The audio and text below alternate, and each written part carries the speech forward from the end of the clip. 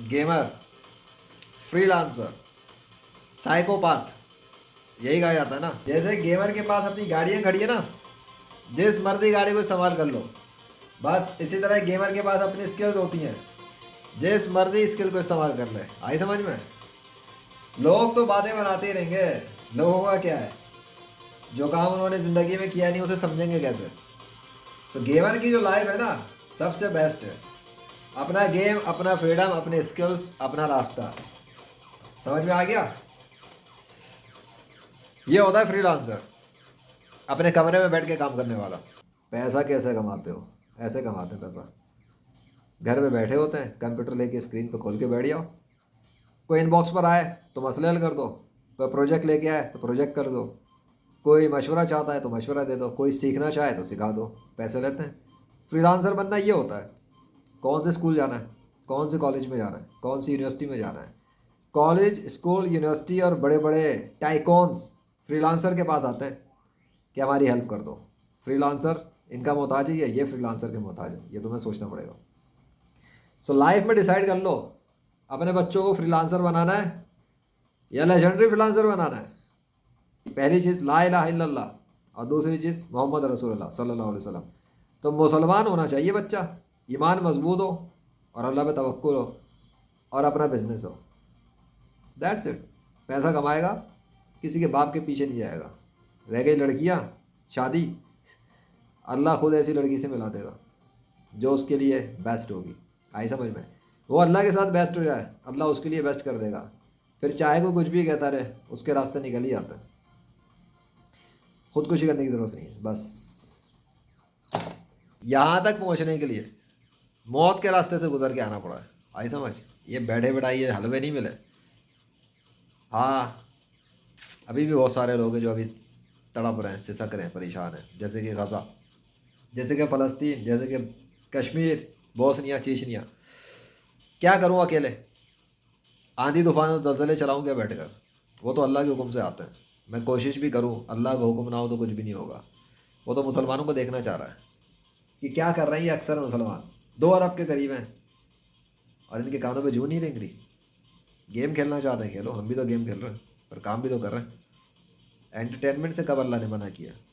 एक लिमिट में, जायज़ हद में रहेगी। स्पोर्ट्स भी जायज़ है, मुसलमान स्पोर्ट्स भी खेलता है, गेमिंग भी करता है, बिजनेस भी करता है, पैसा भी कमाता है और दीन का काम भी करता है। अगर लोग बोलें तुम्हें कि साइकोपाथ हो, बोलने दो, क्या फ़र्क पड़ता है साइकोपाथ को? जो तुम्हें साइकोपाथ कहता है ना, तुम्हारे मुख्तलिफ कामों को देखकर, जो उसके सर से गुजर जाए, समझ लो वो खुद साइकोपाथ है साला।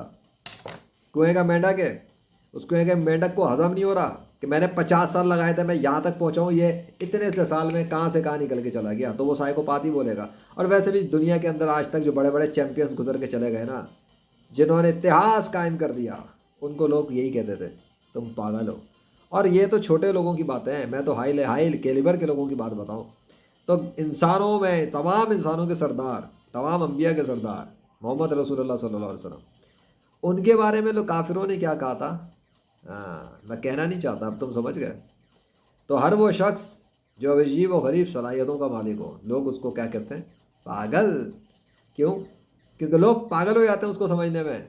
तो वो कहते हैं कि हम पागल हो, इससे बेहतर है इसी को बोल दो तू पागल है।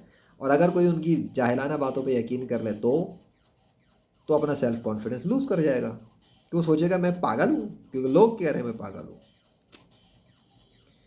जाओ, स्किल सीखो, प्रैक्टिस करो, डेवलप करो। प्रैक्टिकल बात बता रहा हूँ, मुझे गेमर आने का बड़ा शौक था। ठीक है, मैंने वेब डेवलपमेंट भी की है, मैंने राइटिंग की, काउंसलिंग की, कोचिंग की, स्पिरिचुअल हीलिंग तक की है, इलाज की है, बहुत कुछ किया है। लेकिन मुझे सबसे ज़्यादा शौक अगर किसी चीज़ का रहा लाइफ में, एक तो सॉफ्टवेयर्स बनाने का शौक था पहले। अपने गेम्स बनाऊंगा, ये मुझे बचपन से। गेमर गेमर तो मैं बचपन से ही हूँ। कोई पूछता how did you become a gamer? भाई गेमर तो मैं पैदाइशी गेमर हूँ, मैं तो वही पैदाइशी गेमर। तो गेम खेलता रहता, हर वक्त गेम खेलता रहता, गेम ही खेलते रहते थे। लेकिन चैलेंज, पैसा कमाया, फ्रीलांसिंग की, फैमिली को सपोर्ट किया, सब कुछ किया, गेम नहीं छोड़ा साला। बचपन से लेके बचपन से लेके 55 तक, 55 का खैर मैं हुआ नहीं हूँ, शायद 55 तक भी गेम ना छोड़े। गेम छोड़ने की कोशिश की, अल्लाह ने दोबारा ला के गेम के साथ घुसेड़ दिया। इधर आ वापस, तू गेम छोड़ के भाग नहीं सकता अब। यही तेरी पैदाइशी आइडेंटिटी है, यू आर अ गेमर। हमने कहा ठीक है, ऐसे ही तो ऐसे ही सही। फिर अल्लाह ने निशानियाँ दिखाई, इल्हामी तौर पे समझाया, तू गेमर है, तू गेमर निशान है, तू भाग नहीं सकता अपनी आइडेंटिटी छोड़ के। मैंने गेम छोड़ दिया, अल्लाह ने ऐसा गेमर बना दिया जिसकी मिसाल ही कोई नहीं। तब भी समझ में नहीं आया कि हो क्या रहा है। स्पिरिचुअल गेमर बना दिया, फिर लेजेंडरी गेमर बना दिया, और फिर कंप्यूटर के गेम्स बनाने लग गया। अभी भी सीख रहा हूँ, लेकिन बहुत सारे स्किल्स जमा है, किसी भी स्किल से कमा सकता हूँ। इसलिए मैं कहता हूँ कि गेमर्स अपनी स्किल्स के ज़रिए कमाते हैं। लाजमी नहीं कि आप गेम के ज़रिए कमा लो, लेकिन अगर गेम से भी कमा लो तो, गेम टेस्टिंग कर लो तो, गेम डेवलप करके पब्लिश कर लो तो। मेरे बेटे ने एक गेम दिखाया मुझे, दिखाऊँ वो गेम? दिखाता हूँ, उसकी इनकम बताऊँगा फिर। अब तुम ये वाला गेम देखो, मैं तुम्हें ये गेम दिखाता हूँ, फिर इसकी गेम की इनकम बताता हूँ, ठीक है? ये गेम मेरा बेटा बहुत शौक से खेलता है, ठीक है? इसमें सिर्फ यही करना होता है, लेकिन सिर्फ यही नहीं करना होता, ये सही कि बैंड बजा के रख देता है। मैं एक लेवल खेल के दिखाता हूँ, लो। अब क्या इसमें एडिक्शन बहुत है, आप पिटते रहोगे, आपको खेलने का दिल चाहेगा बार बार। और यार क्या मजाक है, सबर करो, मैं दूसरा लेवल लगाता हूँ, खेल तो लेकिन ज़रा थोड़ा मज़ेदार। हाँ, ये मेरा बेटा बहुत खेलता है, मुझे म्यूज़िक पसंद है। वो क्या खेलता है, मैं तो उसका गेम देखता हूँ, मेरे होश उड़ जाते हैं, वो इतनी स्पीड में खेलता है, मुश्किल मुश्किल राउंड। ये तो कुछ भी नहीं है।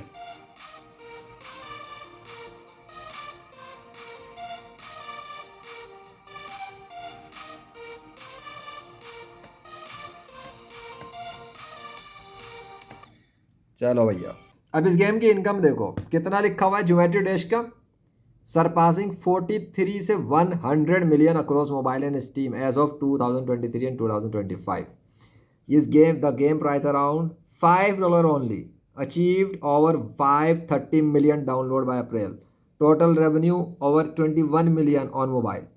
ठीक है, तो अच्छा उर्दू जुबान में कितना बनता है वो भी समझा देता हूँ।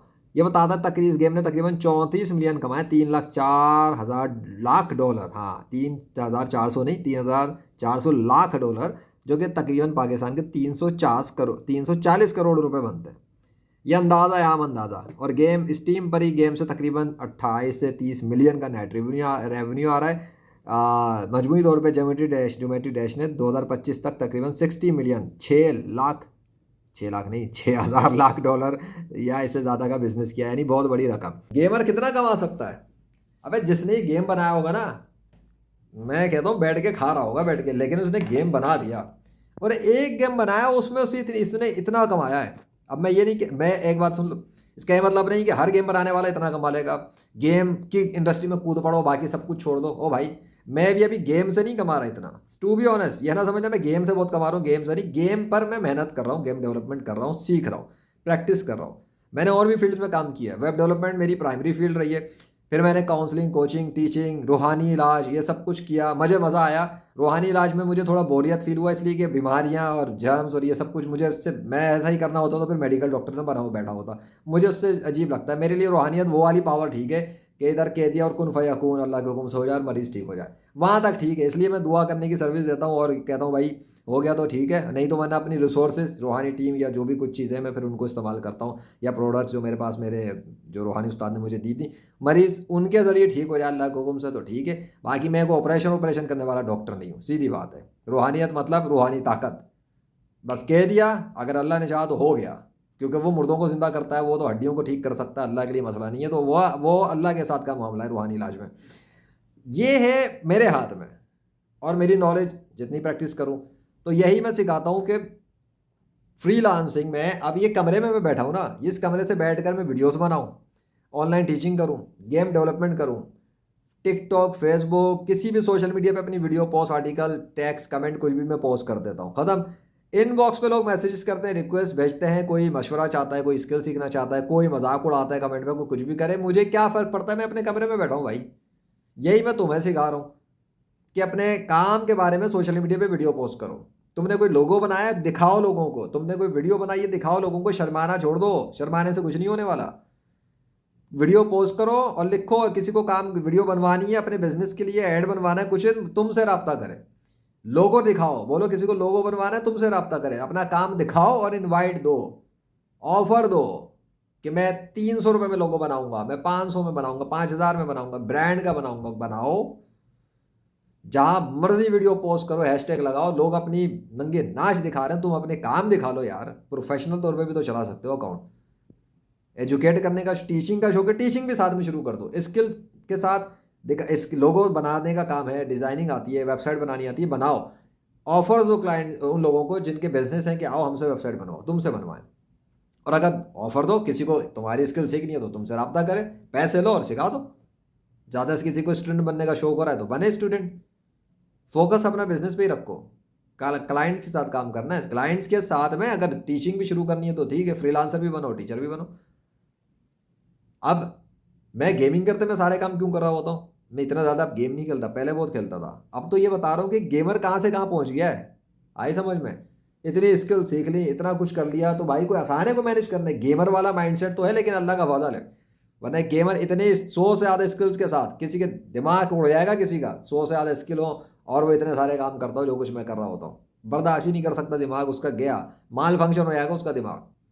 बताओ, मुझे पता है ना, ये तो अल्लाह है जो सेटिंग कर रहा होता है मेरे माइंडसेट की। जहाँ कुछ होने लगता है वो वापस वापस रिफॉर्म करता है, ट्रांसफॉर्म करता है, फिर रीएडजस्ट करता है कि यहाँ पे ये करना है, इसको वहाँ लगाना है, इसको यूँ करना है। वो मैं कर रहा होता हूँ और आ रहा होता है और मैं फॉलो कर रहा होता हूँ, निकल जाते हैं मसले। कितने मसले नमाज के अंदर हल होते हैं मेरे।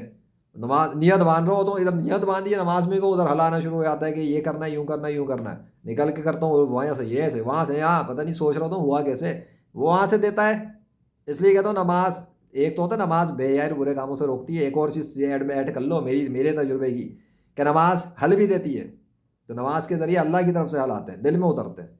तुम्हारा जो कोड है उसमें ये लफ्ज़ लिखो, तुम्हारी जो फला चीज़ है उसमें ये चीज़ करो, वहाँ पे ये लफ्ज़ हटा दो, वहाँ पे ये लगा दो। मैं कर जब वो एग्जैक्ट वहीं से आ रहा होता ना एज इट इज़, और मैं एज इट इज़ वही काम करूँगा, आहा क्या रिजल्ट्स निकलते हैं। ऐसे निकलते हैं रास्ते। तकवा, परहेजगारी, गुनाहों से बचना। वो अलग बात है, शैतान तन्हाई में मारने के लिए भी ख्यालात भेजता है। हाँ, उल्टे सीधे ख्यालात भी हमें भी आते हैं भाई। तो यार अगर क्लाइंट नहीं आ रहा तो यूँ कर लो, ये कर लो, गलत रास्ते भी हैं, वैसे देखो वो कितना कमा रहा है, हमें पता है। इलीगल वैसे भी कमाने के तरीके इंटरनेट पर बहुत हैं, उल्टे तरीके भी हैं। पर मसला ये है कि बैरियर भी तो है आखिरत के लिए। कमाना मकसद ही होता ना तो फिर बेटा 10 रास्ते और हैं। इतना बच्चे वाला खेल नहीं है ये। इंटरनेट घर पे बैठ के लोग लाखों डॉलर ऐसे छाप लेते हैं। डिपेंड करता है किसका कितना इंटरेस्ट है। किसी का मकसद ही सिर्फ पैसा कमाना है, किसी का मकसद ज़रूरत के लिए पैसा कमाना है, किसी का मकसद अपने पसंद के काम करके पैसा कमाना है। वरना तो कोई क्या ये बिटकॉइन वगैरह के अंदर पैसा नहीं कमा रहे लोग। मुझे पसंद नहीं, वो फील्ड मैं जाता ही नहीं। ये इसके अलावा ये आज अभी ट्रेडिंग वगैरह मैं, मेरा दिल ही नहीं चाहता। जिस चीज़ जो चीज़ पसंद नहीं है वो नहीं करनी। वो करोड़ों रुपए भी रखे हो नहीं लेनी, लेनी नहीं है। चल मेरे जूते की नोक पे जा यहाँ से। मिजाज बंदे का अपना होना चाहिए, पसंद का काम करना जो पसंद है। चाहे राइटिंग पसंद है, कोडिंग पसंद है, डिज़ाइनिंग पसंद है, करेंगे भाई। और अगर कोई काम पसंद नहीं है, जैसे मैंने मेडिकल वाली मिसाल दी ना कि वो दाना मरीज़ के दाना है और जो पीप लगी हुई है, भाई नहीं करना भाई। इनक्यूरेबल केसेस के अंदर जो मैं करता हूँ ना ऑफर, इनक्यूरेबल केसेस, उसमें भी स्पेशली वेंटिलेटर केसेस पर रखता हूँ, क्योंकि डॉक्टर कर रहे होते हैं सब कुछ। वो तो मरीज़ तो वेंटिलेटर पे डॉक्टर के पास होता है, मेरा थोड़ी कोई काम है उस पर मरीज़ पे। वो तो जब मरीज़ के अंदर अंदर की चीज़ें तब्दील होना शुरू होंगी और फेफड़े ठीक होना शुरू होंगे, डॉक्टर को तो खुद ही दिखेगा ये हो क्या रहा है। मरीज़ को हाथ लगाया नहीं जा रहा, दम किया नहीं जा रहा, फूंक मारी नहीं जा रही, डॉक्टर है नहीं खड़ा हुआ, तो मरीज़ ठीक कैसे हो रहा है। बस वही चीज़ है, वही फील्ड है, वही उसी को रूहानियत कहते हैं। कि मरीज़ के बाद हम होंगे नहीं, ना मेरी टीम होगी जिसको भी मैं यूटिलाइज़ करूँ, मरीज़ ठीक हो रहा होगा अल्लाह के हुक्म से। तो ये है वो चीज़, ये भी एक फील्ड है। अब लोग वायरलेस टेक्नोलॉजियाँ यूज़ कर रहे हैं, फिर कहते हैं रूहानी में ये कैसे हो सकता है। रूहानियत है ही रूहानी। अब रूह के बारे में जो लोग ज़्यादा जानते हैं, जितना जानते हैं उनसे पूछो, मेरे को क्या पता। बड़े बड़े औलिया कराम गुजरे हैं रूह के बारे में, जानने वाले, बताने वाले, सीक्रेट रखने वाले। रूह के कारनामे देखने, रूह के कारनामे देखोगे दिमाग घूम जाएगा। फिलहाल तो गेमिंग करो, गेमिंग की धार देखो, फिजिकल वर्ल्ड तक रहो, टेक्नोलॉजियों तक रहो। स्पिरिचुअल टेक्नोलॉजी के अंदर कूद गए तो फिजिकल से भी रह जाओगे। इस लाइन के अंदर हर किसी के आने की हिम्मत भी नहीं है।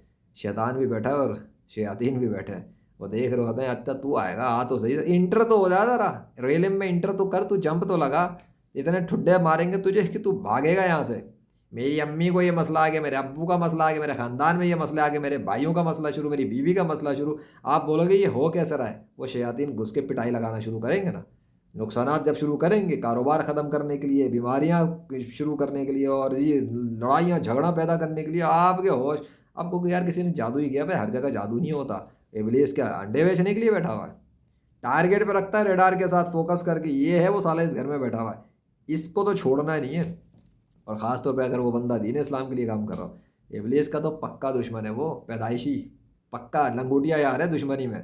इब्लीस कहता है इसको तो इसकी माँ बहनें कर देंगे, छोड़ेंगे नहीं साला, पीछे हटाओ इसको, किसी भी तरीके से रास्ते से काटो। अब अगर मेरी तरह लक्कड़ अज़म पत्थर अज़म और हंटर हम हो और नो गिव अप है, गेमर का माइंडसेट है ना, गेमर चैलेंज जितना मुश्किल लेवल है अब तो हार मार के ही रहना, हाँ पार करके छोड़ना है, फिर खैर है, लेकिन उसमें भी अल्लाह की मदद होनी चाहिए, फजल होना चाहिए, नहीं तो इब्लीस बहुत रुलाता है, बड़ा रुलाता है, बड़ा रुलाता है। फिर जब हम रोते हैं तो फिर हम भी पलट के ऐसा मारते हैं, ऐसा मारते हैं, ऐसा मारते हैं कि जो साइकोपाथ कहने वाले होते हैं अगली बार वो इससे अगला लेवल देखते हैं, कहते हैं ये बंदा साइकोपाथ नज़र आता था, अब महा साइकोपाथ नज़र आता है। क्यों? इसलिए कि आपने इंजन को बूस्ट कर दिया ना, अब गाड़ी बूस्ट होगी तो और तेज़ दौड़ेगी।